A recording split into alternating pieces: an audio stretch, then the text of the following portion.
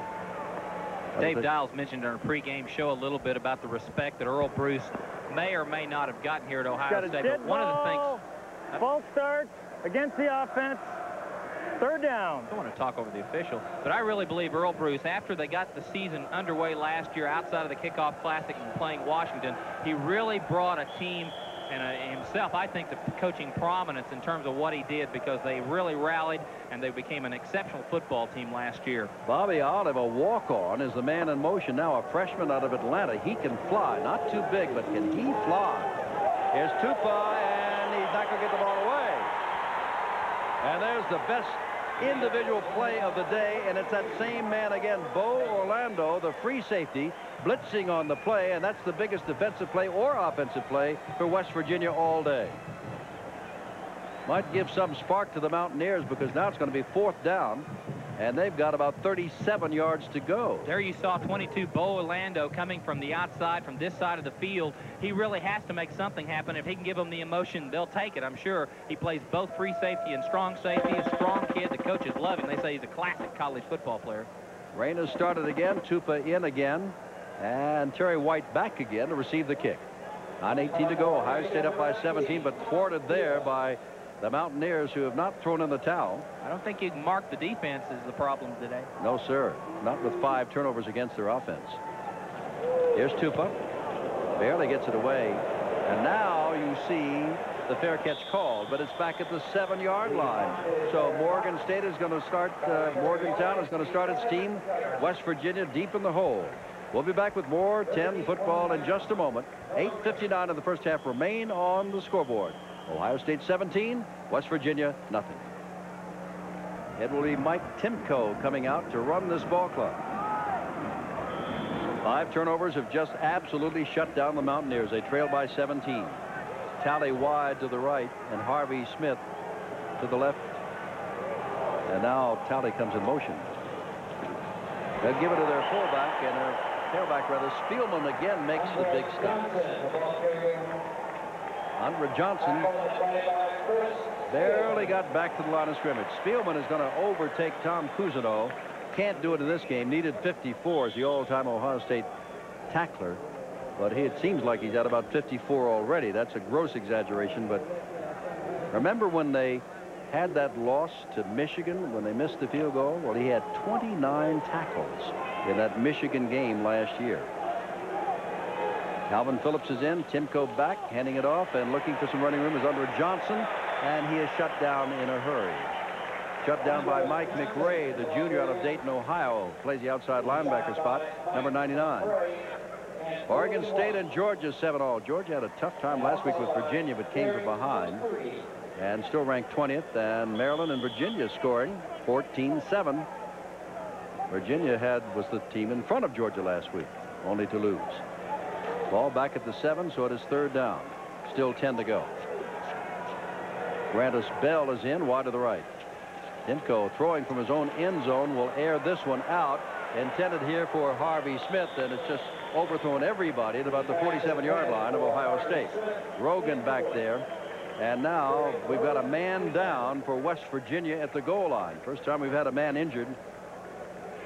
And looked like he was injured in pass protecting for Mike Timko.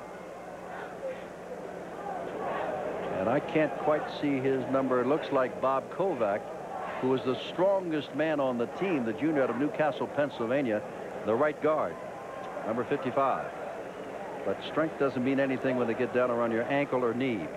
7:41 to go. We're in the first half at Rady, Columbus, Ohio. It is all the Buckeyes. 5 turnovers have helped them to a 17-0 lead. 7:41 to go. First half, 17-0 Ohio State. And Lance Carrion wants a better punt than he's had all day long. He is standing deep in his own end zone as Bob Kovac is helped off the field. Everett Ross is deep, but he's only at the 45-yard line of West Virginia. Ohio State's got 10 men up front, and Carrion gets the ball away. And Ross will have a chance for a return, taking it at the 47-yard line. And he's lost the football. And it looks like Ohio. No, it looks like West Virginia. First of all, it was lost by West Virginia and then by an Ohio State man, and Stacy Smith jumped on it, and that's the first turnover for Ohio State. tough weather conditions. He just got the ball away from him. He was stopping. The ball got away. Slick ball. And then he was able to, Stacy Smith was able to fall on. Let's see, I don't think anybody touched it. The officials try to keep his dry football. Well, he gets it away from him. He doesn't have both hands on the football. And there he's trying to grab it. And now it's a greased ball, and it's wet. And Stacy Smith will find it. Outstanding field position, Steve Davis, for West Virginia. Let's see what they can do. Kicking from their own end zone, now have first down at midfield. Talley wide to the right, and Smith wide to the left. And Timko fakes the handoff. Timko's going to air it out, going down the sideline, but it's going to be toward the Ohio State man, as Talley was running a route to the inside, and the ball was thrown to the outside.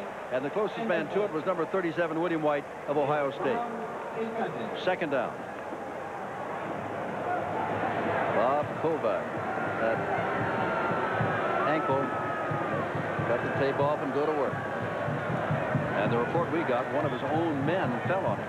Grantis Bell is in, replacing Talley, and is wide to the right. Second down, and this is on. Oh, fine play! Look at the play there. Getting up thrilled with the whole idea is Mike McRae, the junior, making his first start of his career at Ohio State. And it's third down, 11 to go. There's McRae, 6'3", 221, from nearby Dayton, Ohio. Was a red shirt, now a junior, but this is his first start. 6 Ohio State players are making their first start today. 6:50 to go, first half, 17-0 Ohio State. Now they show us a full house wishbone type backfield. West Virginia, they did a lot of that early on. Timko's going to throw if he gets the chance, and he's not going to get the chance. Lost the football, and it is picked up fortunately by Kevin Koken, the center of West Virginia. Could have been the 6th turnover for West Virginia. And if you say it's raining and that's the reason, the first couple of turnovers happened before the rains came. Well, I think what the key is really is that he gets the ball away from him, and it's those red jerseys that have more to do with it than the weather. I mean, find a place to hide right there. And fortunately, the bounce came right this time for West Virginia as the center, Kevin Koken, 57, found it. Unable to do anything about it. Carrion kicks the ball away, very nearly blocked, but this is driving Everett Ross back, takes it inside the 15. Now he's inside the 10. Trying to get outside, shows some speed, gets outside, and is bumped outside. Bumped outside by number 97, Lonnie Brockman, a reserve linebacker for West Virginia. And there's a flag back at the 31-yard line, and everybody's walking back. And we will see what this is. They were very close to Carrion as he got the kick away. Maybe they ran into him. We'll wait for Jim Kemmerling. But here comes West Virginia back on the field with their offense. Well, obviously that's what it is. Let's listen to Jim. Roughing the kicker, personal foul, first down, 15 yards. Ohio penalty, personal foul. Must have been a blatant penalty. Let's see what happens. Well, he's extended pretty good. Yeah, it is. Right across him. College football rules this year. Continuing effort to try to protect players and protect the integrity of the game. That time, it wasn't an act. He was trying to... You got to stay away from getting hit. Zach Dumas, an exuberant cornerback, is the man who made the hit. Andre Johnson gets a couple of tough yards. But West Virginia has moved into now, by virtue of the penalty in that play there, Ohio State territory. 6. Well, that's about the only thing that has stopped Ohio State today. 6 penalties, 60 yards.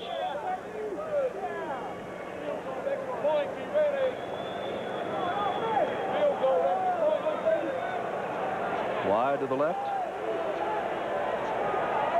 Calvin Phillips looking for some running room under Johnson. Boy, he broke one tackle, but not the second. The tackle made there by Ray Jackson, the strong side safety, or as they call him here at Ohio State, a rover. Last couple of years, he was a cornerback, but now he's been moved to rover. Takes the ball back to the 47-yard line. Ray Jackson's his first year to start. This time the play to try to get outside the power out of the wishbone formation. And what Ohio State does is just stretch it out where, see, he can't turn up field, so he just keeps stretched out, and he can't turn up field, and there Ray Jackson grabs him around the ankle.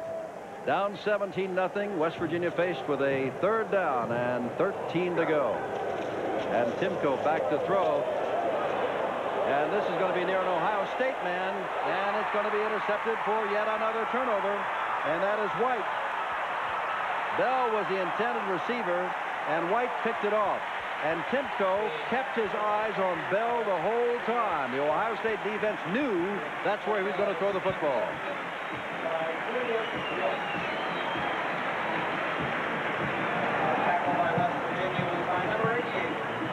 They put Bale in motion, number 1, and so he's the only receiver to that side. And Timko never looks anywhere else, never looks him off, and William White, 37, just follows the ball down the field. It actually looked like the pass was designed for William White, and then he has the ability to run with the ball and do something after he makes the catch. 6th time that they've turned the ball over. 2nd time William White has intercepted. Back with more Big Ten football in just a moment. The score in Columbus, 17-0. Ohio State leads West Virginia. Here on Channel 11. Right, his 2nd interception of the day. Senior Lima.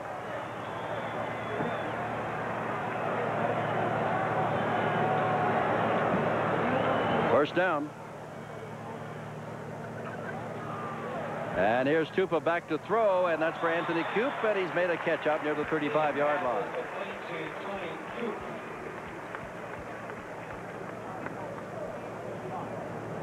This is again illustrates Tom Tupa's ability in terms of his confidence. Great offensive effort. Nobody's really around him. He rolls, short roll, good throw, tight spiral on the football, and throws a strike to Tony Coop, the freshman. He has big play potential in terms of being at the receiver spot, and they're really excited about what he may add to the receiver corps for Ohio State. First down from a 35-yard line, 17-0 Ohio State. Tupa remains in there with Cooper, and he gives the ball to Cooper, who picks up a couple of yards, and that is about all. You can see down the bottom there, Brad Hunt, the big senior tackle. 3:49 left. This is a day that you might associate more with August than September. It is so humid, so overcast and misty. Everett Ross, the junior out of Columbus, comes out. And West Virginia tries to regroup along the sidelines. 6 turnovers for West Virginia. 3 of those have cost them in scores. The others didn't help them, of course. Tupa back to throw all the way. Has the time. Loops it out here. Headed for Olive and almost intercepted by Bo Orlando, who's having an outstanding game on defense. Number 22, the junior out of Berwick, Pennsylvania. Number 22, Bo Orlando. Bobby Olive. I asked Ohio State officials, how does a freshman, 155 pounds, walk on at Ohio State and very nearly earn the starting berth, although Everett Ross obviously has solidified that position today. Well, Bobby Olive's father is a friend of Billy Hill, who's one of the trainers here, and he was never recruited or drafted, and Billy Hill said, why don't you have to come up here and go to school and see if you can make it? And he has. 3rd down and 8 to go. Number 37.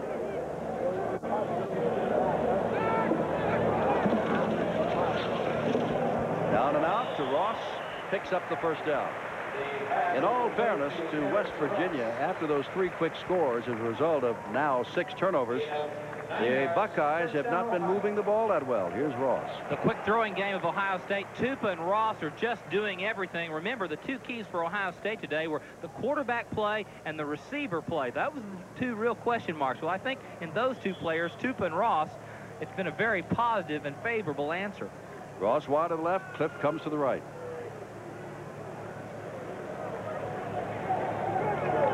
John Peterson, a freshman, is making his first appearance as an Ohio State at right tackle today. Vince Workman trailed, but he picks up good yardage. Workman gets across the 50-yard line, and it looks as though Higdon got up hobbling a little bit as he came out of that huddle. Herring helped out on the stop, number 49. 2nd down in the last 3 minutes of the first half. There was a big tribute today, lengthy tribute to Woody Hayes, who passed away this past spring, who was the head coach here for 28 years. Earl Bruce enters his 9th year. And I'll give you an Earl Bruce statistic in a moment. 2nd down and about 6. Tupa, that little push pass in there to Cooper, and they're yelling, "Coo, Coop." And Coops got the first down inside the 40. Earl Bruce, and you were saying, Steve Davis, that he's not exactly accepted here.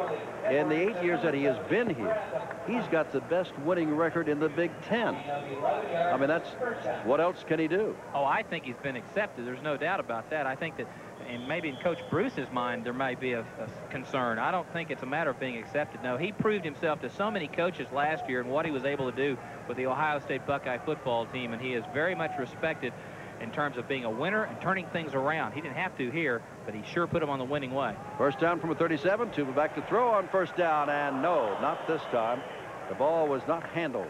They intended for Clift, and a big hit put on him by Darnell Warren, the inside linebacker, a sophomore out of McKeesport. It is second down. Well, remember, Earl Bruce came within a missed field goal of being sole possessor of the Big Ten title and a better record in the Big Ten than what he had. That was the only loss he had in the Big Ten after opening losses to Alabama and Washington. Don Nehlen, on the other hand, not to interrupt, had his team in 4 straight bowl games and then came up 4-7 last year, his worst record ever, and he's trying to improve this year. Won last week, having a tough afternoon. Second down 10. Workman in motion. Tupa loves to throw. Why not? Waited all his time, and he's got Workman there, but it is intercepted. Yet another turnover, this time by Willie Edwards, the junior out of Morgantown, inside the 5-yard line. 6 turnovers now for West Virginia, and here comes another one for Ohio State. You'll remember in the first quarter on the touchdown pass to Ross that Tom had such touch on the football. This time he waits too long. The route's fully developed already. He doesn't throw with quite the velocity, and it's just too short. And he's trying to force the ball. Doesn't work. Back for the final 1:57 of the first half in a moment. Ohio State 17, West Virginia nothing. Problems that West Virginia has had all came, scoring-wise, in the first 17.5 minutes of this half. Since 12:21 to go, West Virginia has held its own. There's been no score by either team. There's a mix-up there. 1:57 to go.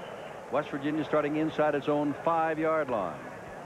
Major Harris started, tried to get a wishbone going, could not work. This is a legal procedure against West Virginia. Looked like Brian Smider might have jumped. You heard from John Cooper, the Arizona State coach, before the game. Now the Illinois coach, Mike White, who plays John Cooper's Arizona State team tonight, will be on with Dave Dowds at halftime. Dave will also have scoring updates from those games around the country. We'll come back here for the Ohio State marching band. It is a good one. And first half highlights, I guess they might include some turnovers. The up man hardly gets across the goal line and back to the line of scrimmage. Clock is running down, 1:50, but they only have one more play, and Ohio State's going to do a smart thing in call time. Hold them there at 1:49 to go now and stop that clock so they could run one more play, and Ohio State would undoubtedly get the ball in West Virginia territory and try to add one more. Remember, Oregon comes to town next week for Ohio State. West Virginia goes on the road at Maryland. And Davis and Simpson go on the road, along with Gene Washington, out to Madison, Wisconsin, Utah, and Wisconsin at noon Eastern time next week on the Big Ten Football Network. This has been an auspicious day. When you look around, there was the Iowa loss to Tennessee in the Big Ten. Michigan State went up against Southern Cal. Southern Cal was in it, but Michigan State won going away 27-13. And now here's Ohio State putting its best foot forward. And a little bit later today, it is going to be Michigan and Notre Dame. There is Chris Carter. Can't play. Has been drafted in the supplemental draft by the Philadelphia Eagles. And since the Eagles play tomorrow, I guess Chris is not playing tomorrow. I wouldn't think so. I wouldn't think if Buddy Ryan would say, go out and see the team. I wonder how Chris Carter really feels, though. He's filed suit against the agents that were involved. You know, in his heart, he knows he made a mistake, and in some ways may be missing it. Wishbone. Johnson gets the ball out to the 4-yard line, and Ohio State probably will call timeout again. They do, stopping the clock at 1:42 and putting the pressure right back on Lance Carrion. He's got to kick it out of the end zone. We'll be back with more Big Ten football in just a moment. Score in Columbus, Ohio State 17, West Virginia nothing. And look at this. out for the first down. Coomer wakes the stop of Undra Johnson. It looked for sure after the first two plays that Ohio State probably would hold, force carry the punt. They'd be in outstanding position, but West Virginia has refused to fold defensively, and now their offense gets them out of a little bit of trouble, and they'll have a chance now to run out the clock. Ohio State has but one timeout left. Remember all the scores from Dave Dials, interview with Mike White, highlights, and the Ohio State man at the half. Almost a misplay there at the center. Johnson is hit in the backfield by Ray Holloman, gets back to the line of scrimmage. Hi, gang. I tell you, these people come, not necessarily these specific people, but these people come to this game very, very early. Steve Davis, Gene Washington, and I left this morning thinking we'll get there before the birds get there. Wrong. Traffic jam. Held up, long walk. Hours before the game began. And the students are not even on campus. They don't start for a couple of weeks.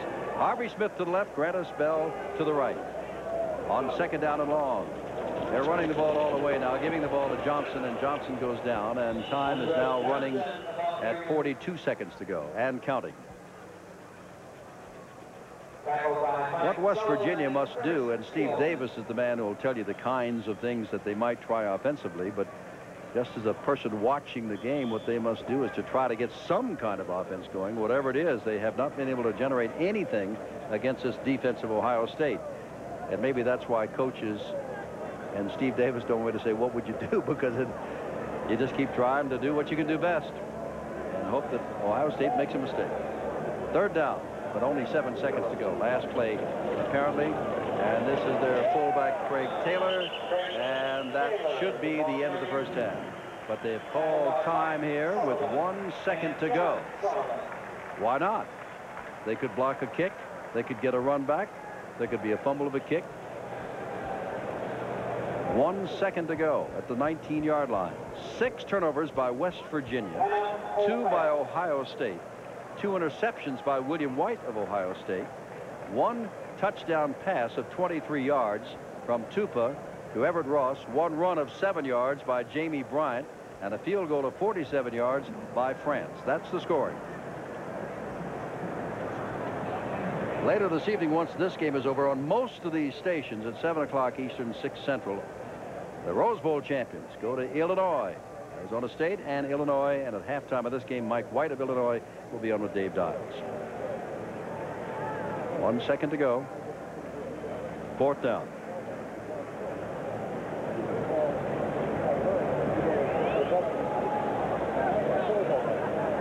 Long consultation by officials, apparently waiting for something, and now Jim Kemmerling has got his notes in order and will be ready for the last play.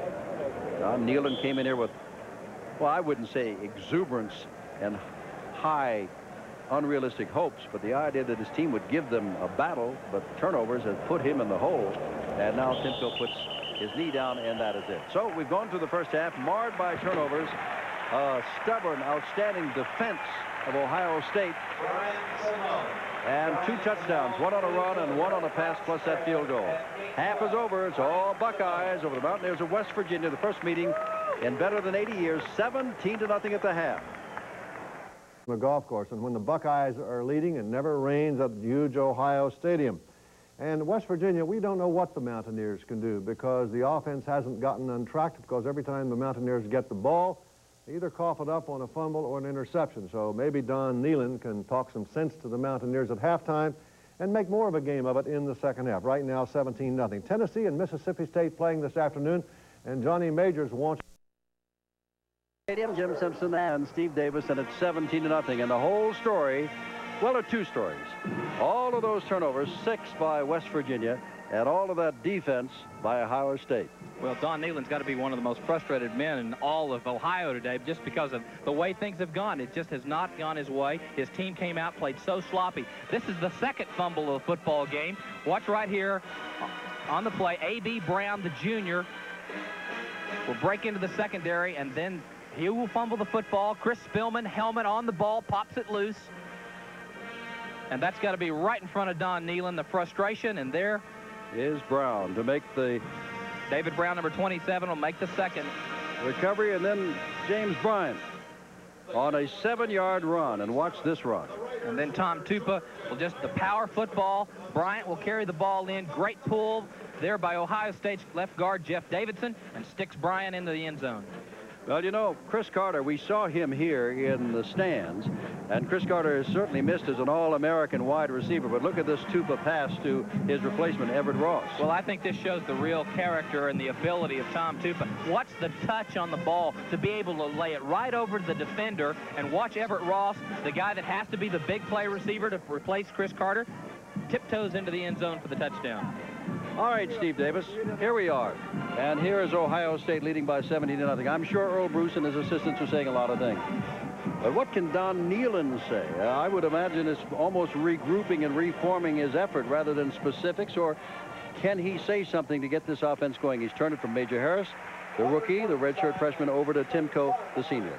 Well, I think the thing that you've got to focus on are the good things that have happened. The defense at times have done very well in keeping Ohio State from driving the ball the distance. They've stopped Ohio State. It's been the offensive mistakes, kicking game mistakes with the frustration. So he'll emphasize the positives and say, hey, listen, guys, we have played so poorly, we can't play any worse. And then he'll start focusing on those good things. They have not established their offense. They're trying to play catch-up now. So they're not in their game plan. They're in game plan B with Timko, the quarterback. They've got to take short passes, pick up some 1st and 10s, and gain confidence that they can move the ball and do something positive consistently.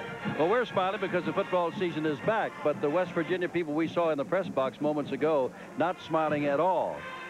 Coming back to Columbus, Ohio on Thursday, 192 members of the Ohio State Buckeye Marching Band. They've had a day and a half to put this all together, and they put together the halftime show, and it features music from the Great White Way, Broadway. And let's enjoy our first taste of the college football season halftime.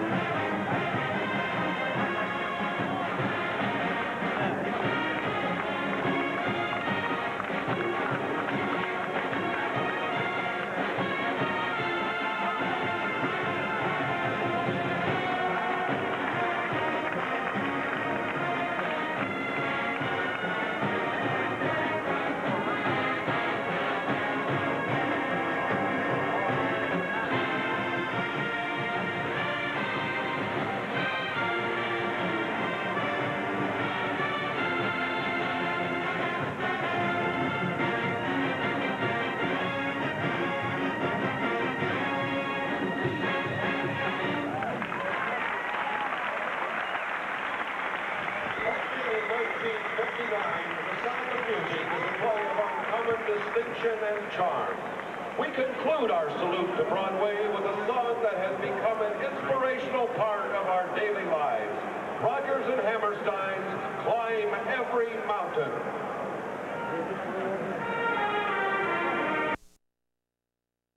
This misty, humid afternoon, and Ohio State, by virtue of 6 turnovers, has taken charge, also by virtue of a great defense. The story, as we said, coming in about Ohio State until they began the season's play was the absence of Chris Carter, the All-American wide receiver who signed and got some money with an agent and was declared ineligible. Ohio State did not ask that the case be reviewed, so he is out. Supplemental draft. He's now with the Philadelphia Eagles. Well, we showed you Chris Carter in the stands.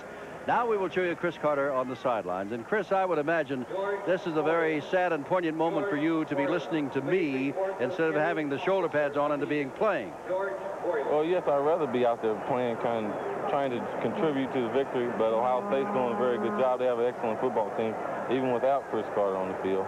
I'm just glad I'll be able to watch a game or so before I sign up with the Eagles and leave. Well, Chris, we all know the lawsuit. We all know what has happened to you. But the Eagles open tomorrow against the Redskins. How come Chris Carter's here? Why aren't you with the Eagles down in Washington? Well, basically because I haven't signed yet. And once I sign, then I have a 2-week period before they have to make a roster move or anything. Then after that, I'll be playing with the Eagles. Chris, yeah, I know you're betwixt and between, but I must ask you this question also. And that's the question of agents. You were misled, misinformed, or whatever. There's also some talk that maybe people like yourself, football players, should get some kind of assistance. But what do you think is the ultimate answer, if you have one, or contribute towards some possible answer, what we should do with the problem of agents and people like yourself that do need some money to make it while playing football? Well, basically, I don't think that I have one particular answer that would solve that problem. I think my case brought a lot of light on the situation. I think after this, they'll look into the situation a lot better, and they'll try to resolve the situation, which I hope they do. I'm sorry that my case had to be the one to bring all this publicity to college football, but it just happened that way. And Chris Carter, I'm sorry that we have to interview you under these circumstances, but I thank you very much. Good luck in the National Football League, and for the moment, let's go back to our studios and Dave Dials.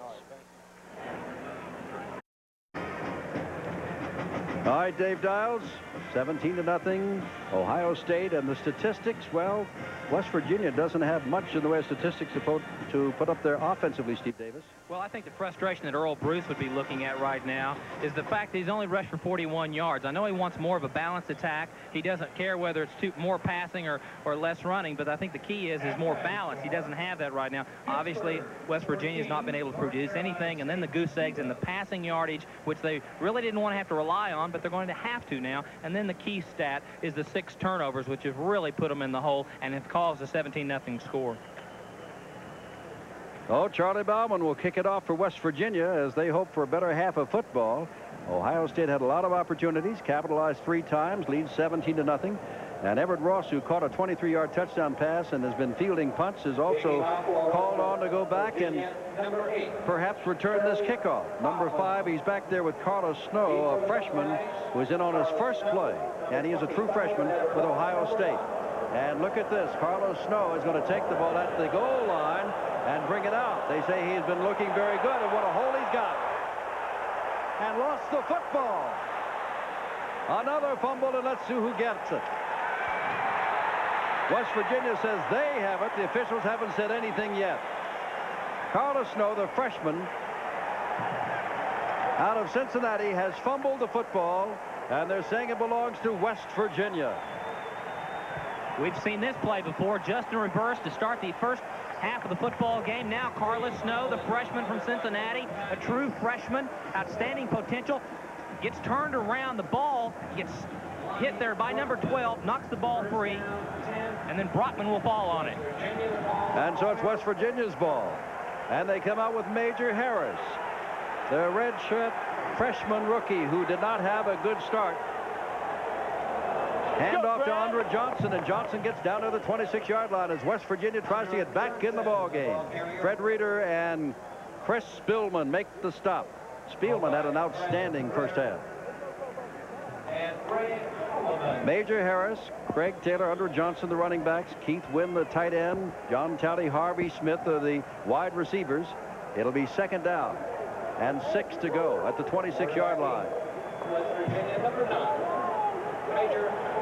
Dale Wolfley, a freshman, is in for Bob Kovac. Remember, he got an injured ankle. Look at this by Andre Johnson running away from everybody. First down inside the 10. And the Mountaineers come storming back. William White makes the stop, but the costly fumble by Carlos Snow. Again, the wishbone by formation causes Ohio State to be a little bit less aggressive. They have to be a more conservative balance. They give the ball to Andre Johnson, the junior, and powers into the secondary and giving West Virginia that spark they could not create in the first half. All created by the fumble. Out wide to the right goes Calvin Phillips. Everybody else is in tight. Wishbone on first down. Trying to get some more yardage, and very little yardage there for A.B. Anthony Brown, as William White, who's played an outstanding game on defense, came up to make the stop. Number 37. If you watch that offensive line of West Virginia, they're matching up very nicely right now with that Ohio State front of McCready 93, Sullivan the nose guard, and Holloman. There were bodies on the ground that time, and they were wearing red jerseys. Fred Ritter comes limping off. John Sullivan, a junior, number 57, goes in at inside linebacker. Smith left, Bell right, and straight ahead is Anthony Brown spinning off one man, and finally it is John Sullivan, the man who just came in, that made the stop of A.B. Brown. Sullivan, a junior out of Timberlake, Ohio, and it is 3rd down and 11 to go for the touchdown.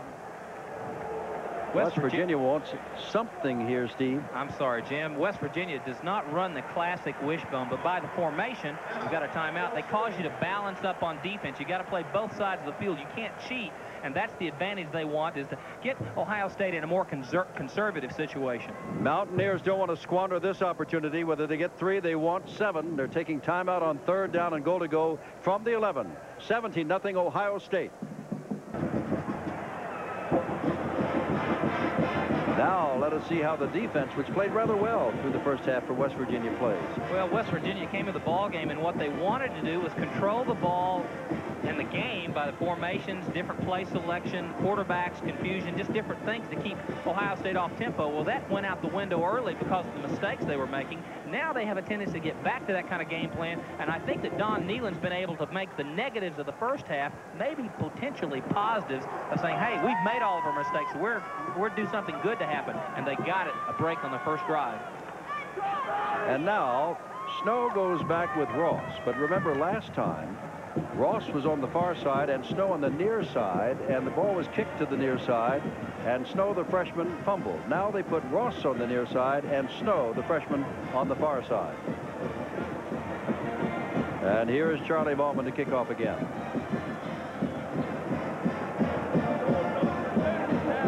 Squibs this along, and this will be Ross picking it up at the 8-yard line. And down across the 30-yard line he goes, and Ohio State, for the first time in the second half, will snap from center.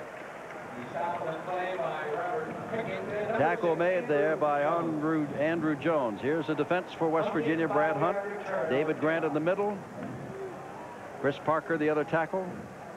Linebackers, Darnell Warren, Chris Herring. They like him a lot. He's been moved inside. Robert Pickett and Dale Jackson.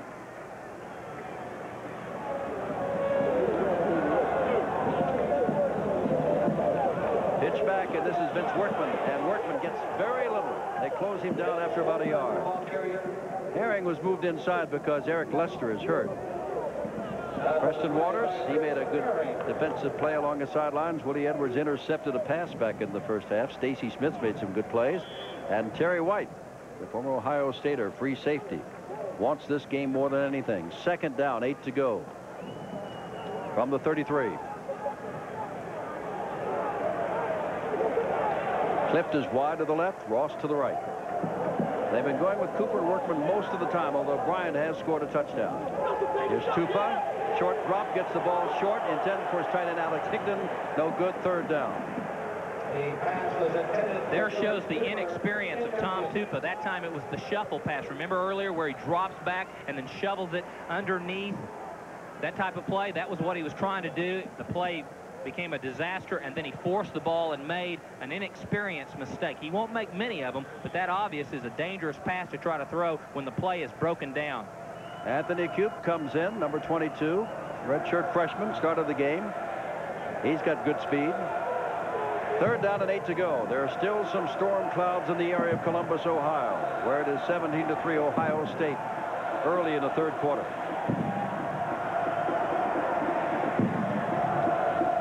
The fake to Workman, Tupa with the ball. Gets the ball, and it is caught by the tight end. Higdon gets away from a man, is across the 45, and run out of bounds. 1st down. Preston Waters knocks him out of bounds. Higdon made a good play in his first start for the Buckeyes. So many positives are being created by this drive for Tom Tupa. You see something that coaches are loving. The fact, all right, here's the play. Set to gets forced out. Now he can get away from the pressure. That's positive. Now here's Higdon. His first start as the starting tight end. And he catches the ball, gets out of the grasp, and then runs and makes something happen after the catch. Positive yards after the catch. Got out of the grasp of Terry White. Higdon, 4.6 speed as a tight end, but 3.69 as a pre-med student. That's also impressive. First down from the 47-yard line. And Workman is hit in the backfield on a fine play by James Fuller, the sophomore middle guard. Check that. That's Chris Parker, 94, not Fuller, 84. Parker, the junior out of Whitehall, Pennsylvania. In any event, it's an outstanding defensive play. And obviously the fumble and the subsequent field goal, Steve Davis, has aroused this Mountaineer team that figures with almost a half to go, hey, we've got a chance. Well, you remember now, Ohio State in the first half only had 41 yards rushing. They tried to rush it 21 times, so the defenses are doing some things right when they're rushing the ball against them. Second down, a loss of 4, 2nd and 14. Tupa, short drop, sidearms the ball, well past the outstretched arms of Cube at the sideline. And it is 3rd down and 14. I think it's real important for Ohio State not to get sloppy because you lose your intensity level. You've had a comfortable first half. You controlled the ball game. You were never really threatened. And it's very difficult to keep that sharp edge. And I know that's what's concerning Earl Bruce. And Tupa's getting a little bit deliberate in his throws and not being quite as sharp as he was in the first half. 3rd and 14 from the 49. That's Ross running in motion. Tupa almost went down, and he's going to go down, and David Grant gets him for the loss. I want to tell you, the middle or nose guard, David Grant, the senior out of Belleville, New Jersey, simply blew by everybody, and Tupa had no chance. David Grant really is important for the middle. He's the nose guard. He's on Jeff Uhlenhake, who was a guard last year, his first start as the center, and he gets away from Uhlenhake, and watch him get the B on the quarterback Tupa, wraps him up, puts him to the ground. Good effort. There's some good battling going on the offensive line. Now Tupa steps back. Ohio State's best punter in the school's history to kick the ball away to Terry White, who was an all Big Ten defensive back here at Ohio State before transferring. Beautiful kick. White inside the 10, calling for the fair catch. You let it go into the end zone, and it does, and will come out to the 20-yard line. So we're in Columbus, Ohio, and we'll be back with more Big Ten football in just a moment. The score in Columbus, 17-3, Ohio. Come our way. Just keep coming. Now, hey, you got to notice the splits of Sam Backer. Notice the splits because they're going to sally on you. Dennis Brown, defensive coordinator, very enthusiastic. Think his defensive unit is in this ball game to stay. Major Harris hands off. This is A.B. Brown, and Brown runs for a first down, and what a difference a halftime makes. A fumble at the beginning of the second half has turned this entire football game around. Ohio State still leads, but here come the Mountaineers. The toughest thing for players is to realize the game of motion will change a bunch of times. Young players have a problem with that. Brown breaks into the secondary. Good blocking, and they're controlling the defensive line right now of Ohio State, and so they're getting confidence every time they're moving the ball. That moves the chains. You give you confidence, and you forget about the mistakes of the past. Wishbone on first down. Major Harris is going to cut it upfield for 3 or 4 yards and get out to about the 35-yard line. Chris Spielman again on the tackle. Number 36, the All-American and the captain. You know, when you talk about Ohio State football, that's quite a history they have. But here is Spielman, who this season, barring injury, is going to be the #1 tackler in the history of the game. And Tom Tupa is the #1 punter in the history of the game. And they're both on the same team in the same year. Second down, about 7 to go. 8.5 minutes to go, third quarter, 17-3 Ohio State. Harris on a quick handoff, and Greg Taylor gets a few yards. It'll be third down and about 3. I tell you, Chris Spielman, I had a chance to go on the Big Ten Skyriders tour and to go to all the different universities. And when I met Chris Spielman, you know, because I'm from Oklahoma and had seen Brian Bosworth and the things that happened down at Oklahoma, which were not very positive for college football, Chris Spielman, I had an image that here is a little bit of an eccentric kid, a little bit different. His hair is different, but he is a pure football player. He is a self-made young man, and he is the best thing for college football. He is a positive. Craig Fowler wide to the right. Major Harris still has a football and a little running room. and is shy of the first down at the 41. He's got to get it over the 42. Greg Rogan and Chris Spielman again came in on the tackle. That'll be 4th down and inches. I tell you, Chris Spielman has such a presence and a sense on the field. He takes very few wasted steps when he's going to the ball. He takes a straight line approach, and he always dishes out a tremendous amount of punishment. He's strong. His physical abilities are not overwhelming, but he is such a good player and so aware of what's going on the field.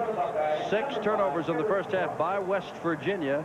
That put them in a hole, but now they're beginning to come back as on 4th and very little. Carrion is going to kick the ball all the way to Ross. Ross backing up inside his 10. Will take it at the 7.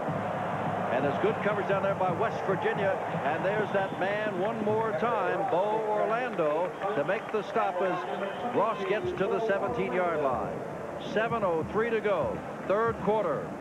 The Buckeyes, with all of their points in the first 17 minutes of the game, lead West Virginia 17-3. He's not in the game. John Peterson, a freshman, started at right tackle, but now Tim Moxley, a sophomore, number 74, is the right tackle for Ohio State as they try to get something going here. Vince Workman straight ahead, and not much. It's just not working as well as it did back in the first half. West Virginia has toughened up.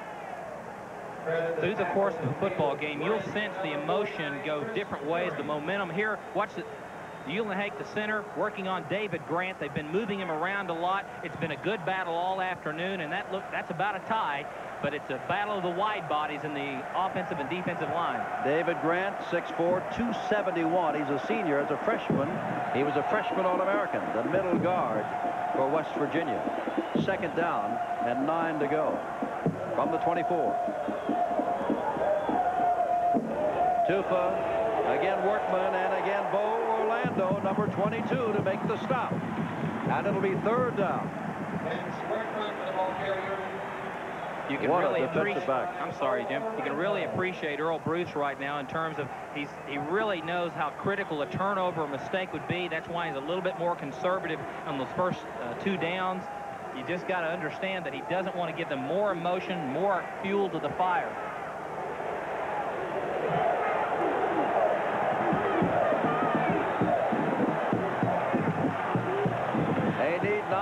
For the first down. It's 3rd down from the 19. And Tupa's going to throw for it. He's got time. Gets the ball away and has his man. That is Workman, and Workman's got the first down. Workman worked his way loose, and the story was Tom Tupa had all the time in the world, and when you have that, somebody's going to get loose. Again, Tupa really is able to move around and get away from the pressure. He helps his offensive line. Watch him. There's where he's supposed to set. Now move away from the pressure and get out where you can see and make a safe throw to Workman right there across the middle. And Workman does a good job of protecting the ball and getting Ohio State the 1st and 10. Robert Pickett takes himself out of the ball game, holding his left arm. He's an outside linebacker, number 45. And Lonnie Brockman, who recovered that second half fumble of Carlos Snow, has replaced him, number 97.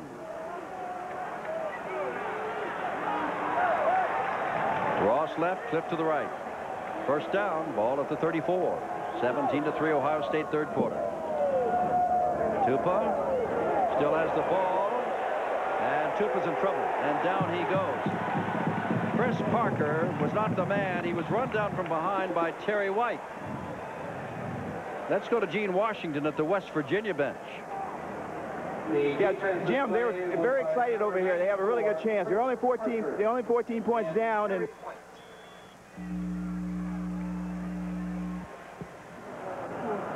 I'm sorry, Gene. We finally get to you, and something happened to the microphone, but we'll get back to you. But we got the gist of it. They're really excited, and it's 2nd down 15 for Ohio State.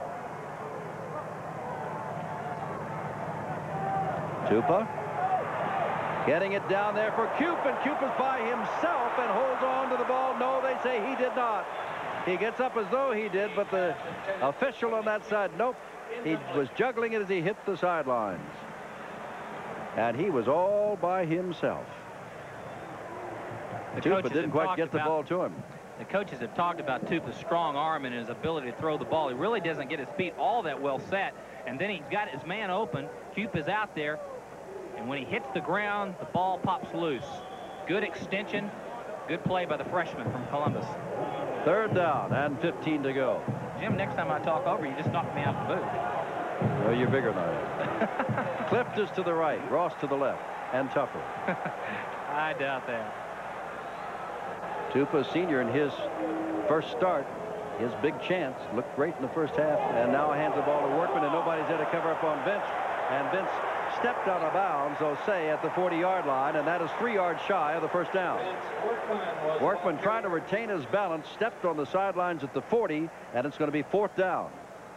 Here's the ability of Workman working the sidelines.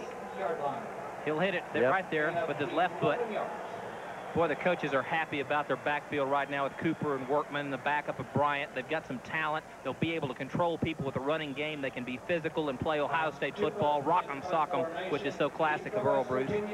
Who among you did not think this might be 40-0 by the end of the third quarter, the way Ohio State got going and the way West Virginia did not? It is 17-3, and Ohio State has to give the ball back to West Virginia. To put a punt to Terry White. Another good kick. Another good kick. He'll let this hopefully go into the end zone, and it does. So West Virginia will get the ball on the 20-yard line. 4:05 to go, third quarter. We will be back with more Big Ten football in just a moment.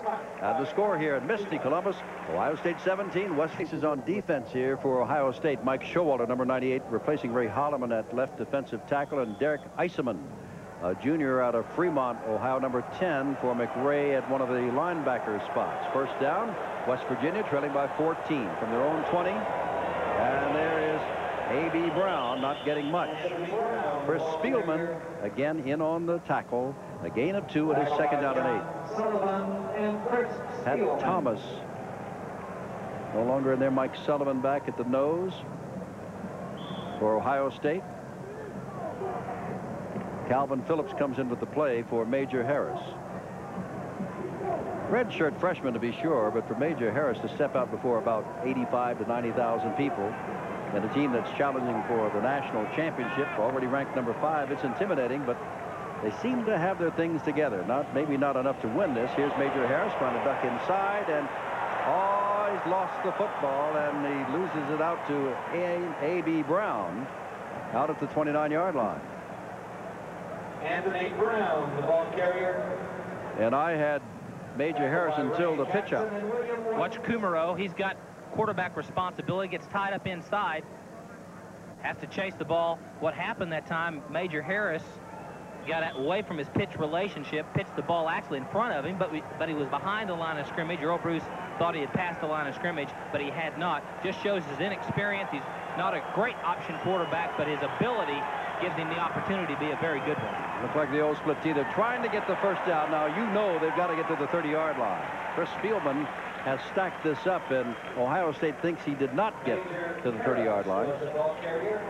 Major Harris tried the quarterback sneak, but I don't think it was enough. It's not enough. They're going to have to kick the ball away again. They're going to call for a measurement, but we know that the nose of the ball has got to touch the 30 because the ball went into the end zone and came out to the 20. Chris Spielman, it has such intensity. Watch Chris Spielman, 36, come into play to try to be a force to stop the effort for the 1st and 10, and he grabs him any way he can and pulls him away. The forward progress of the ball, and Chris Spielman helped to keep it getting to the 1st and 10 mark. Lance Guerin to kick the ball away again to Everett Ross. Second time they've had 4th and inches and have kicked the ball away, but that's proper technique in a game this close. Now that it is only a 14-point difference, the ball goes out of bounds on the 24-yard line. 1st and 10 from the 24 for Ohio State. Don Nealon across the way. Virginia Tech trailing Clemson. Clemson 9-3, third quarter. Air Force trailing Texas Christian. Texas Christian's had its problems lately, losing a lot of folks to ineligibility.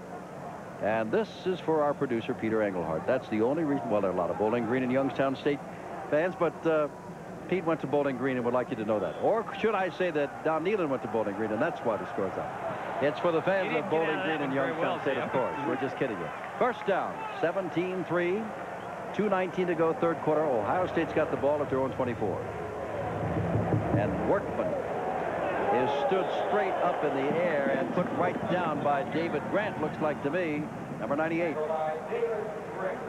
He's having quite a time at 271. Remember, David Grant, 98, is working against Jeff Uhlenhake, 68. He's been a 2-year starter. Uhlenhake at left guard. Now he's moved over to center, so he's finding a little bit of the newness out there in terms of playing center. He's not been there for Ohio State, and David Grant's been at nose guard, and he knows how to handle his job. So the battles are right there between those two and that offensive and defensive line. 2nd down and 8. Ohio State's fans are getting a little restless. They had a 17-0 lead. There's Tupa. Look out, Tupa. Tupa gets the ball away, and the nearest man to it was Bo Orlando again, intended for Workman. But remember, with 12 minutes and 21 seconds to go in the second quarter, the Buckeyes got their last score. They've not scored since, and we've got 1:31 to go in the third quarter. So that's almost a half of football with nowhere near a score for Tom Tupa and his teammates. Cube comes in, clipped out. Cube with the play, of course. And I believe, Steve Davis, we're going to get some more rain before this is over. Now they put, and they have before, both wide receivers wide and left. Ross and Cube. On 3rd down and 8. Tupa has time again. Oh, he's got time and some space, and now gets the ball away, intended for Cooper. A big hit was put on him by Chris Herring, and Cooper didn't hold on to the ball, and it's 4th down. Watch Uhlenhake this time, number 68, do a good job. He turns out. He's working right there on Brad Hunt, number 70. Good effort, using the frame of the body, keeping Hunt away from the action, gets back up on his feet. Good effort by Jeff Uhlenhake, 68, the center. And Brad Hunt's no patsy, is he? No, he was giving him all he could handle. Here's Tupa to kick the ball away, and Terry White is deep, standing at his 25-yard line. And this third quarter has been all West Virginia. They've had the ball most of the time, but it's almost double in total yardage. Ohio State over West Virginia. Another good kick. No fair catch by Terry White at the 18-yard, over the 23-yard line. Gets a little lane and gets the ball out to about the 38-yard line. What is 1st and 10? This is just the first game of today on the Big Ten Network. Tonight at 7 o'clock Eastern, 6 Central Time.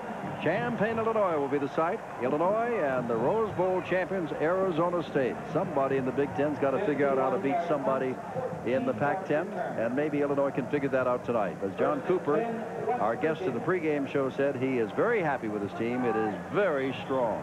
John Cooper's one of the best kept secrets, really, in college football. It's not a secret anymore with what he did in the Rose Bowl, but John was at Tulsa. Excellent coach. Here's Major Harris. He's got some room to run if he wants to, but he's going to put the ball into the air for Napoleon, who drops the ball at the 5. Eugene Napoleon in on the first play of 1987. Number 33, the sophomore of Jersey City, had it at the 5, in and out of the arms, and it is 2nd down. Would have made a different ball game, wouldn't it? Really would. Really give credit to Major Harris to sit in there, a redshirt freshman. He wants to throw there. He's got good protection. Now he's got to scramble, get away from the heat, and throws the ball way downfield, and Eugene Napoleon drops it. He'll get another opportunity, but that would have been a touchdown. He'd worked his way. He kept moving as a receiver, kept knowing that the quarterback would be trying to throw it. Did a good job. Shake up the Ohio State defense, won't it? Secondary. And now the running play by Undra Johnson gets across the 40 to about the 43-yard line. It will be 3rd down and about 6 to go. David Brown and Greg Rogan came up from the secondary to make the stop. 44 seconds to go, third quarter. This is one of the classics of the way the wishbone works. Watch out, quarterbacks. It's called the hard stunt. Kumaro from his outside linebacker position. I've left some of my best body parts on the field as a result of that type of stunt. It's not Harvey fun. Smith, the senior out of Monroeville, Pennsylvania, checks in. And he is wide to the right. Wishbone. They need 4 yards. Talley in motion. Major Harris going to throw it out to Talley. Talley can get the first down and does get the first down and will be run out of bounds across the way by number 47, Ray Jackson, the rover back. But first down, West Virginia in Ohio State territory. Buckeyes leading by 14. in the last seconds of the third quarter. What West Virginia is doing, Talley's lining up at the halfback position. He's actually a wide receiver, so they're getting out of the wishbone, getting a receiver out and making it a pass offense. So they're really, and Talley does a good job. He's a converted quarterback. He knows what to do after he catches the ball and makes the good play. Brandis Bell put about 15 yards to the left, a wide receiver. Whoops, almost offside there, and that is Undra Johnson getting about 5 yards, nearly to the 41-yard line before he is tripped up. You know, what a change in feeling. Ohio State, whether they win or not, West Virginia will leave this stadium saying, hey, we're not as bad as we looked in the first half. 17-3 Ohio State, 1 quarter to play here in Columbus, Ohio. It's left. 182 total yards for Ohio State, 112 for West Virginia, 143 yards passing for Ohio State, and only 17 for West Virginia. Here's second down. Major Harris hands the ball off. Not quite the first down, as Greg Taylor simply makes it back to the line of scrimmage where he is stacked up. And it'll be third down from the 43-yard line of Ohio State. You got to move the ball down to the 36 for the first down. John Talley comes in with the play. His brother Darrell was an All-American at West Virginia, now linebacker in the National Football League. Matter of fact, Dale Wolfley has 2 brothers in the National Football League. He's a backup. Well, he's playing guard now. Now we see Kovac is back in. The man who was injured. Look out. Flag down. Harris on the run. Harris looking to throw. Throws the football for Talley, who dropped the ball at the 29. But moments ago, a flag went down. Ineligible man downfield, holding whatever. We'll wait and see. Here's Talley. Again, he was at the backfield position. Now, when your quarterback's scrambling receivers, you've got to find the open area. Just keep moving. Let that receiver find you. Your quarterback's all over the place, and he's trying to find the open area. Finally, Major Harris finds him, and he almost makes a great catch, but he wasn't able to control the ball. Holding against Ohio State. I'm sure they'll on the offense, refuse this to get them to kick it away at fourth down. That last play really illustrated why Major Harris is starting over the veteran Mike Timko, in the sense that he's able to get away from the pressure, make something happen. Timko's not quite as versatile and able to get away from that pressure. Speaking of versatility, Everett Ross has done about everything today. Return kicks, punts, and catch touchdown passes. He's back at the 10-yard line as Carrion will kick the ball. Fair catch. This is caught for at the 10-yard line, and it'll be first down Ohio State. And the Buckeyes will try to get something going. It's been a long time, and the Ohio State fans want something.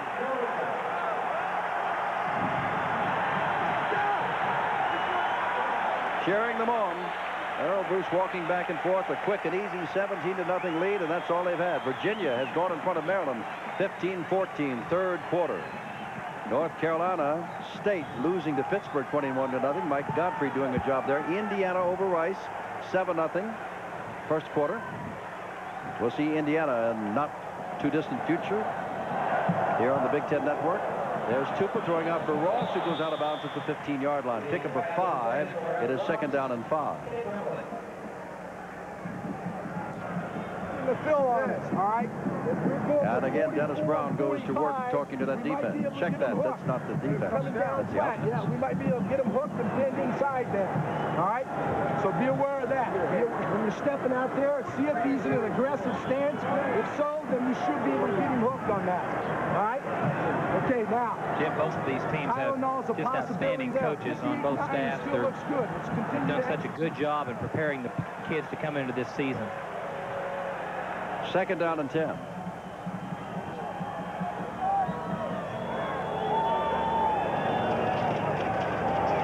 Handoff and no place to go for Workman. And it's third down. And now Earl Bruce and his club have to be a little concerned. Here's a team that with those 6 turnovers by West Virginia in the first half capitalized 3 times, came up with 2 touchdowns, 1 by the run, 1 by the pass, a field goal, and since then it has been Zippo. They have gotten nothing, and it is West Virginia that has been moving the ball, albeit not well into Ohio State territory, but they have managed a field goal in this half And Eugene Napoleon drops the ball behind everybody at the 5-yard line in this half. The Buckeyes haven't had anything happen like that to them. And here comes number 41, Bryant, out, and Bryant is knocked down by Terry White.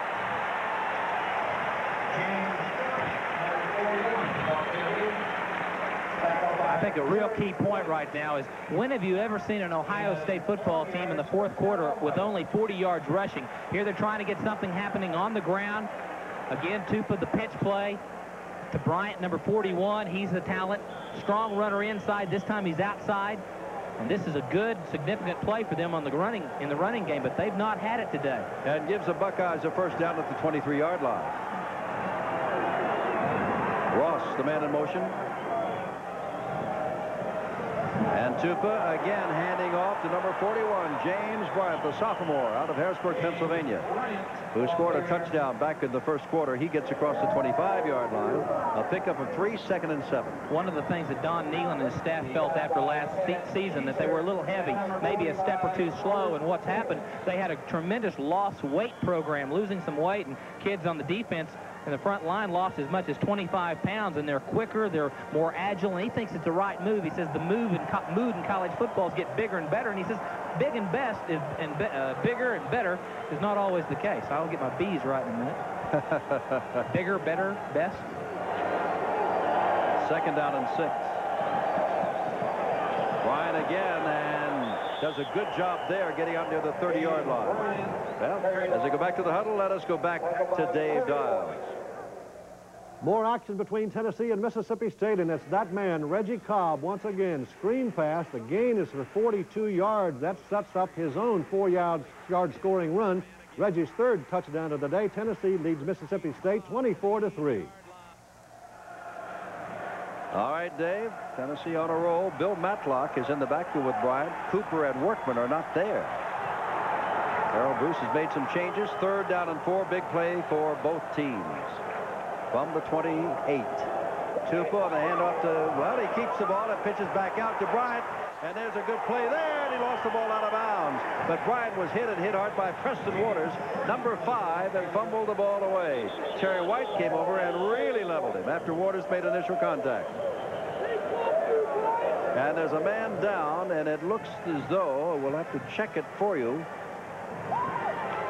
Looks like number 66, and if it is, that's Theron Ellis, a linebacker of West Virginia. Watch the hit at the end of the play. Watch Terry White, number 2, a former Ohio State player, hits him right on the numbers, knocks the ball loose.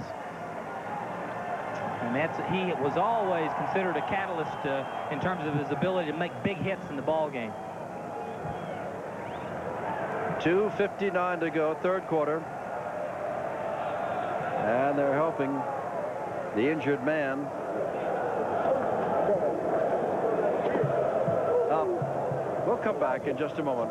Ellis is apparently okay. 17-3, Ohio State. Back in a moment. Jim Simpson, Steve Davis, Gene Washington in Columbus. We regret to tell you, we thought Ellis was okay, but he went back to the ground and they had to carry him off the field as though an ankle or a knee is the problem. Tupa back to kick the ball away.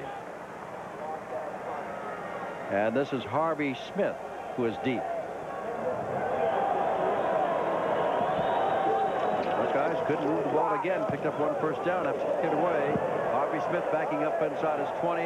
Now lets the ball go, and that may be a big mistake unless it gets into the end zone, and it does. For a long while, when you let it go from the 20 and it's that high, there's no guarantee. And now there's an Ohio State man down, and it is Tupa. And I don't know if he turned an ankle or what, but nobody was really near him when I looked at him, Steve Davis, and down he went. The play was at the other end of the field, in my vision, when Tupa went down at the 45-yard line of Ohio State. I don't know if he twisted something. He's cramping. Looks like it's just a cramp. Right, I see it now. Back of his left leg. 11:04 left in the game. Ohio State leads by 14. After taking a quick 17-0 lead, helped along by 6 first half Mountaineer turnovers. Now Tupa walking off with that cramp. And remember, he is the only quarterback on the Buckeye squad that has collegiate experience.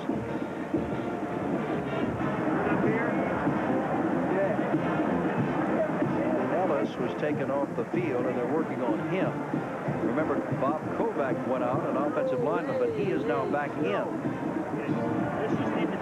at right guard.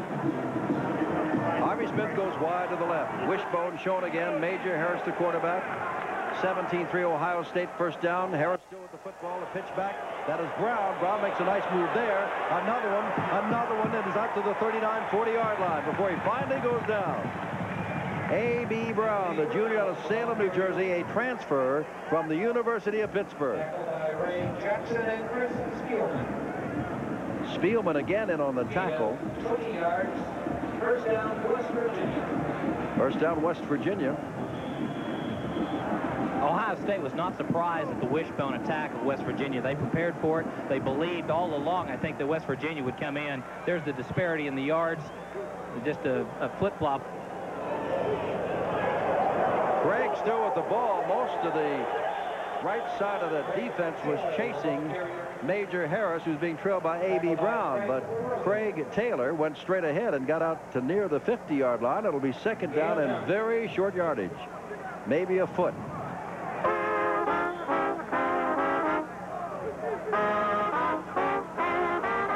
You know, at the Ohio State Band, it is all brass and percussion, no woodwinds at all. They figure this stadium is so big you would never be able to hear the woodwinds. Umbrellas are up. It is raining very lightly as Major Harris takes a second timeout of this half for West Virginia. 10:09 to go, and we'll come back with more Big Ten football in just a moment. We're in Columbus at Ohio Stadium, where Ohio State leads West Virginia 17-3. Ball is at near midfield with 10:09 to go. West Virginia, and as Steve Davis can tell you, Major Harris made a freshman mistake. Second down and inches to go, 10 minutes to go at midfield, and called for a timeout. And Don Nealon chewed on him a little bit. Got to watch the clock. Here's Major Harris, and this will make up for something as he picks up 5 or 6 yards. Tripped up by Chris Spielman again, and it's first down, and they have moved into Ohio State territory. Now remember, the youngster Eugene Napoleon, playing in his first game ever on one play, found himself loose at the 5, missed a perfectly thrown ball by Major Harris, or this would be a 17-10 game. Ohio State not running away. They got all 17 of their points early, nothing since. First down, 45-yard line, Talley, the man in motion. Harris stepping up. Strong man gets down to the 40-yard line. That's what's special about Major Harris, of being able, the play should have been dead 2-3 yards behind him, but what he was able to do is give a juke fake, move upfield, and make the extra yards on a play that was really not very promising, and he has that ability, and that's why he's in the ball game. Second down from the 40-yard line. West Virginia total yards this half over twice what Ohio State has in this half. They're within 50 yards of them now for the game, 200 to 152. Harris, the fake to Brown. He's going to throw the ball, lofting it, and they're down there, and he can't make the catch. Is Harvey Smith, who caught a touchdown pass of 40 yards from Major Harris last week against Ohio University. David Brown, the defender. Major Harris. Major Harris, this time trying to make the throw to Harvey Smith. Let's see where he gets hit. Oh, actually, what happened? Someone catapults into him. He's on the ground. He walks into it. That was Mike Sullivan, number 67, that Harris got tangled with. Smith to the left. Wishbone. Harris on third down and 6 to go from the 45 of Ohio State. Grandis Bell, a man in motion. Harris back to throw, has to get the ball away, and it's on one hop to Keith Wynn, the junior tight end, who, by the way, hails from Dayton, Ohio, just down the road. Fourth down. What the wishbone has done to Ohio State most of the day is kept them pretty neutral where they couldn't put their blitzes. There was an obvious passing situation, and regardless of the wishbone formation, they took the chance, down and distance evaluation. They decided to blitz. It was successful. And the kick, and again, that man, Everett Ross, is back deep, standing at the 10. Up on one hop, gets the ball away. And let's see what happens to this ball. Can they get it before it goes in the end zone? Answer no. Comes out to the 20-yard line. 1st and 10. And the Buckeyes again will try to get something going in this light rain here in Columbus, Ohio. Their offense has been almost non-existent. They have gotten less than 100 yards here in the second half. They've been outgained terribly in the second half. And their best weapon thus far has been the pass, not the run. We showed Don Nealon yesterday, shared as he walked into the stadium, the situation that back in 1953 he was a high school player being recruited by Woody Hayes. Woody invited him to come to the game as a recruit, gave him tickets, but the night before he had to spend the night in the old baseball dugout, set up in the cheap seats, and decided that maybe he couldn't come to Ohio State. He returns to Buckeye Stadium. Workman and Cooper have returned also to the backfield. And Workman gets out across the 25-yard line. Let's call it to the 25 and 2nd down 5 there. Barring some sudden explosion or turnovers, of which we've had none since the first play of the second half, after 6 by West Virginia and 2 by Ohio State in the first half, the Buckeyes should go out winners. But West Virginia very much in the ball game. Different ball game entirely in the second half. 2nd and 5. Here's Workman again, and he is dragged down by David Grant on top of him. The senior out of Belleville, New Jersey. It'll be 3rd and short. Well, if everything stays the way it is right now, I think what Earl Bruce will be most disappointed in is that they just didn't really control the offensive line and really punish West Virginia. West Virginia dealt out a little bit of punishment of its own, and that's the frustration because they've only got 62 yards rushing right now. Last year in 2 games, Ohio State had 82 against Washington. They lost that game, and only 85 rushing yards against Texas A&M in the Cotton Bowl. They won that game. 3rd down and 2. The backs are split. And they give it to Workman, and he does not get it. Workman does not get it. He runs right into Dale Jackson, the linebacker on that side. And it's 4th down, and Tupel will remain in to punt or to run the ball club. Obviously, he's going to punt, taking off that knee brace, and West Virginia will get the ball back again with about 7 minutes to go.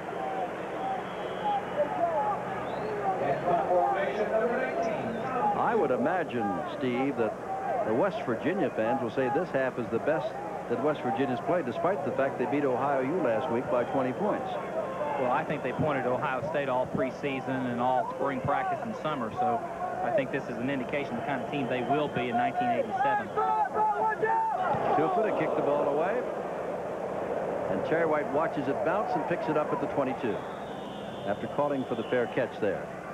6:35 to go. Another chance for West Virginia. Ohio State 17, West Virginia 3. Which was trailing Hawaii 7-0, has come from behind on an Artley touchdown and 2 Gregory field goals, and the Badgers now lead Hawaii by a score of 13-7. Let's return you now to our game in Columbus. The Ohio State defense has done its job and is now called on to do so again. In the pregame thinking, despite the missing of Jay Schaefer, the right tackle, and the moving over from guard to center of Ewan Lake, most observers thought that offensive line of Ohio State would dominate the Mountaineers, but it has not done so. Here's Undra Johnson carrying the football, makes a nice cut inside, and guess who made the tackle? Number 36, Chris Spielman again. Kumaro and Spielman complement each other so well. That time Kumaro was playing to this side, to where the play came from, and he strung it out. What happened, the back went inside of Kumaro, a little bit outside of Kumaro, but he forced him right into Chris Spielman, who was there waiting on the play. And so those guys work so well in tandem, and they really are the best 1-2 combination of linebackers in the country. They are excellent players. 2nd down, a gain of 4, 6 to go. And there's a pitch past Undra Johnson, who falls on the ball at the 20-yard line. And that's a big loss for West Virginia. Recovered by number 34, Undra Johnson. Watch Kumaro, 14. This is what you call just eliminating a player out in the situation. That's what his job is. He's got quarterback. He doesn't have to look at anything else. If the quarterback comes to his side, go eliminate the quarterback, and that's exactly what he did. And just the intimidation factor of Kumaro being out there, and promise you, as a wishbone quarterback, you know where the best players are, and you especially know who's got you. And that time it was Kumaro on Major Harris, and Kumaro won the battle. 3rd down and 13. Tally in motion. Major Harris back to throw. Got some room. Fires the ball. Has a man wide open, and he drops the football. Would have been a 1st down. Ran the route perfectly, but then Harvey Smith dropped the football. I know this is frustrating for Major Harris because he really delivers a good throw, and Harvey Smith ought to have the football. I don't think the ball's that wet. The ball's well thrown. There's no reason for dropping the ball. That's his job. He needs to catch it. He's a big play kid. Co-captain of the team generally gets it done. That time he did not. Gary Otten kicked the ball away. Everett Ross to field the ball at the 45-yard line. This man has been dangerous all day. Scoots out of bounds at the 43-yard line with 5 minutes and 3 seconds left to go. 17-3 Ohio State, and for the first time in a long while, the Buckeyes have the ball in West Virginia territory. They spent nearly the whole first half there. What was so critical about the drop pass by Harvey Smith, he was in first down situation. Had he caught it, it would have been 1st and 10. Now what happens? Turn it over, and it goes to Ohio State. Time has been called. 5:03 to go. Back with more Big Ten football at the moment. Ohio State 17, West Virginia 3. Interest as Ohio State's going on offense. Chris Spielman has 14 tackles. Make that 19 tackles. He is now 35 behind Tom Cousineau, who holds the all-time record. 1st down at the 44. Cooper hands off to Vince Workman, trying to get outside. A good play there by the linebacker on that side, Robert Pickett. And it's 2nd down. I'll tell you what is so impressive about West Virginia, Jim, is that you look like they've got an area. Ohio State looks like they've got them isolated out there. They're going to make something happen. You see the back bust to the outside, and then all of a sudden, there are about 3 or 4 white shirts that just converge in the ball carrier. They've got good speed and movement. And a loss of 3 on the play. It's 2nd down 13. Remember, Ohio State has Oregon here next week. And then they really better have their offense in gear on the 26th when they go down to play in a real Death Valley at LSU in Baton Rouge. 2nd down. But this is the first game for the Buckeyes, the 2nd for West Virginia. And they got a new quarterback, and they don't have Chris Carter. Ball thrown over to Workman, who takes quite a pop from that same Robert Pickett. Inside the 40 at the 37-yard line. It'll be 3rd down and 4 to go from there. Robert Pickett. I tell you, football can be a very punishing game, and that's what it's about. It's physical, and that's the way they play at Ohio State. But this time, West Virginia dishes it out. Watch Workman, 42, bang! Robert Pickett, number 45, literally takes him back a ways. Ross goes to the right, and Clift comes to the left. 3rd down, remember, and 4 to go. Tupa will throw for it. Has his man and throws it on one hop to Workman at the 30-yard line. They're running all around with the ball, but that better save his energy and come back. That was Darnell Warren, the sophomore at McKeesport, Pennsylvania, who picked the ball up. Oklahoma 7, North Carolina 0. And at the half. Ball at the 37-yard line. A reminder on most of these same stations on the Big Ten Network tonight. Arizona State and Illinois, 6 o'clock Central, 7 o'clock Eastern time. And now White goes back deep. Tupa is going to be the man to kick it away. Carolina defeated the Illini last week, and they're trailing Oklahoma by 7 this week. And of course, Arizona State, the Rose Bowl champs, and John Cooper said on our Big Ten Today show, he is loaded. He's happy with his position. Here's Tupa to kick the ball away. Aiming it for the side in the corner, and they may get something out of this, and they're going to get it at about the 2, putting West Virginia in the hole, down by 14 with 3:14 to go. The ball is inside the 5-yard line, a long way from the Major Harris West Virginia offense to go, and they need 2 scores. Officially, 3:14 to go. Ohio State 17, West Virginia 3. Back to Columbus in a moment. Timko, the senior, to get something going. After all, they've got to go about 97 yards to get 1 score, and they need 2 touchdowns to tie. Don Nealon, graduate of Bowling Green, in his 8th year, 4 straight years, he went to bowl games after rebuilding that program, and he's very close to catching Art Pappy Lewis as the all-time winningest coach at West Virginia.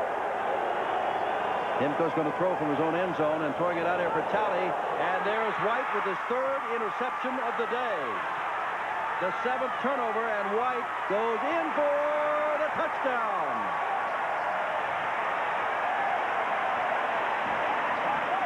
Three interceptions for William White, 1 touchdown. And that puts the icing on Ohio State's first game cake.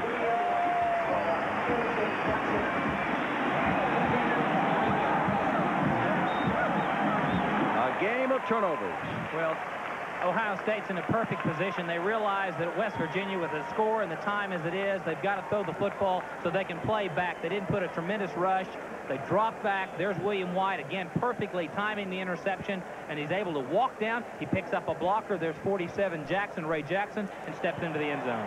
Matt France, who hasn't had much to do since the early going, comes in and kicks the extra point, and all of a sudden Ohio State can breathe a lot easier. It is 24-3. But it has been their defense, and it has been the turnovers of West Virginia that has brought Ohio State this first game victory. But when you're starting a new quarterback, and without an all-American wide receiver, and your regular right tackle is injured and not playing, and you move your all-Big Ten left guard to center, things are a little ragged on offense for Ohio State. No real tough pressure on Timko, the quarterback. The ball's just thrown to Talley, and then William White's able to step in front. Now watch him pick up. There's Ray Jackson, 47, leading him in down the sidelines. Good effort. There's more blockers. Alert secondary. See, well, there's a little push, boys. There's a clip right there. Number 29, Rogan clips. Watch this. Watch right here. The clip's going to be coming up right here in just a second. 29 working on the back.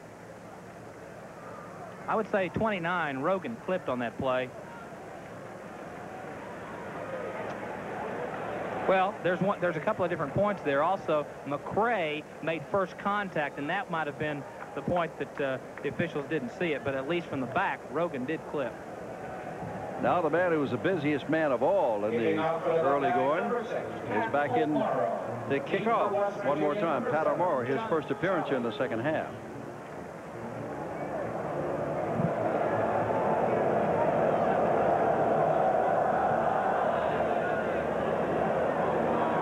Kick is over there and taken over there by Williams. And Tim brings the ball out to about the 25-yard line. But a real uphill battle now. Less than 3 minutes to go. And down as they are by 21 points for West Virginia. Blown away by their own turnovers and Ohio State's good defense and opportunism in the first half. West Virginia fought back in the second, picked up a field goal, but when it all is said and done, it was the turnover again that buried them for good at 24-3. And it is still Mike Timko in there to throw as he hands the ball off instead to A.B. Brown, and a flag goes down in the backfield of West Virginia. West Virginia will go on to play Maryland next week, and then 2 weeks from today gets Pittsburgh, another bitter rival at home. You can't call our Ohio State team their big rivals. They've not played here or played Ohio State since 1903. This is the first meeting in 84 years of West Virginia and Ohio State, even though it's just a 4-hour bus ride away. Penalty has not been stepped off yet from the 25, and now will be, putting West Virginia even farther back in the hole. On the offense, first down. Takes the ball back to the 14. Once this game is over, this is early in the season, even though the season for many started a week ago. Dave Dials in the Big Ten Today studios will have all of the scores and a look ahead to tonight, including tonight's game that many of you overthrowing Grantis Bell at the 24-yard line. And it is second down and 20. I think both teams can really focus on a lot of positives. I think West Virginia's defense was quite impressive. They were put in the hole by kicking game and offensive errors. You can look at Ohio State that they can be very comfortable that they can control the ball game. A win is a win. Traditionally, Ohio State has been a slow starter in the first games. So many positives. I think the quarterback problem, the receiver problem, that's no longer an issue. And those are the positive things that Earl Bruce wanted to take away out of this first game. And second down. And that is Anthony Brown, A.B. Brown again. Well, you can take a look.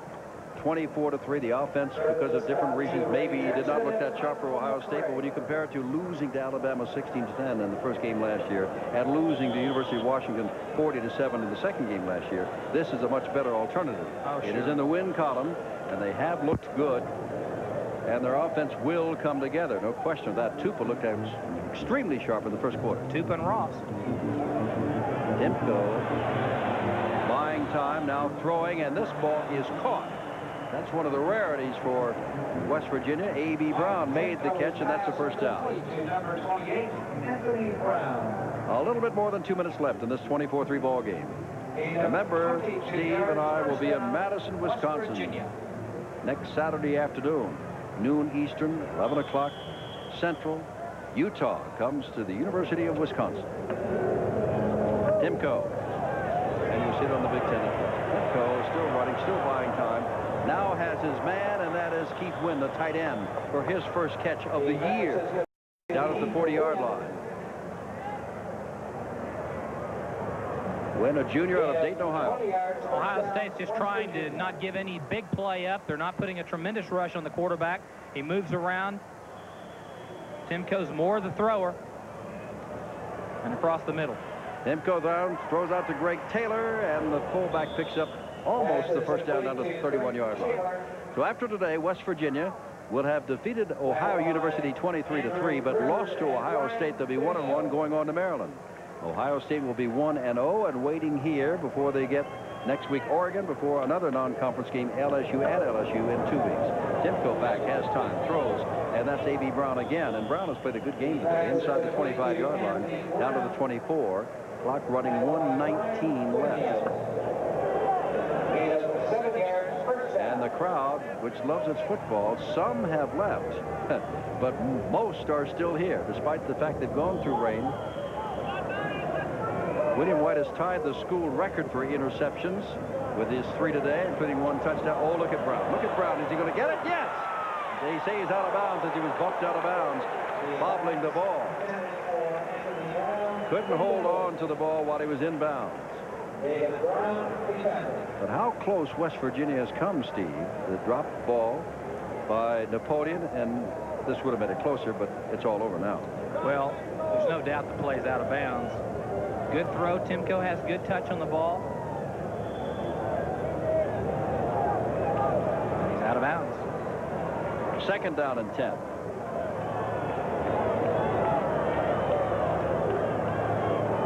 Dimko. And down he goes. A big rush put on. And that was Orlando Craig.